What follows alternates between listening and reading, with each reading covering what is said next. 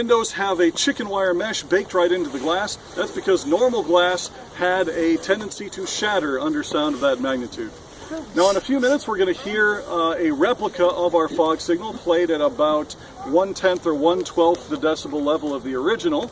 Just a bare whisper compared to the original. However, if you happen to be in the building when it goes off, it is a real pick-me-up. First time I was in there and it went off, they had to take me down from the ceiling. It was embarrassing. I don't want to see that happen to you folks, so you've been warned. It goes off every 20 minutes. And that brings us to the final building that was completed, which was the light station itself.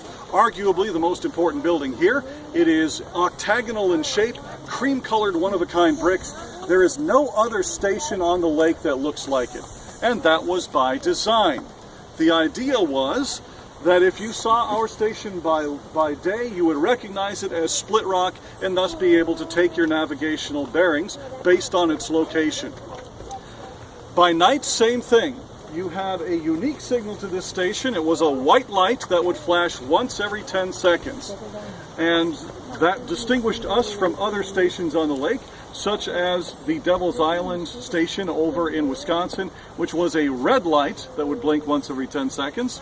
Or the Port of Two Harbors to the southwest of here, which was a white light that would blink with a different cadence from ours. Down there you got white light, 5-second rest, white light, 15-second rest.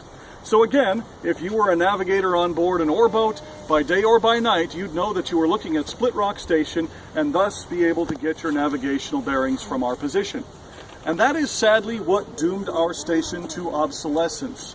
Because after the 1969 season, modern ships on the lake had onboard radar, onboard sonar, the Loran triangulation system. Nowadays you'd have GPS based on satellites. So a purely navigational station like ours was deemed to be obsolete. Thus it was shut down after the 69 season. In 1971, this property was ceded to the state of Minnesota, and in 1976, the state of Minnesota turned it over to us for operational control.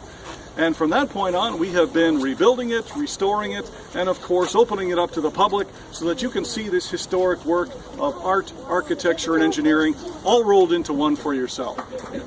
Now this brings us to the end of our tour. I'll be available for questions after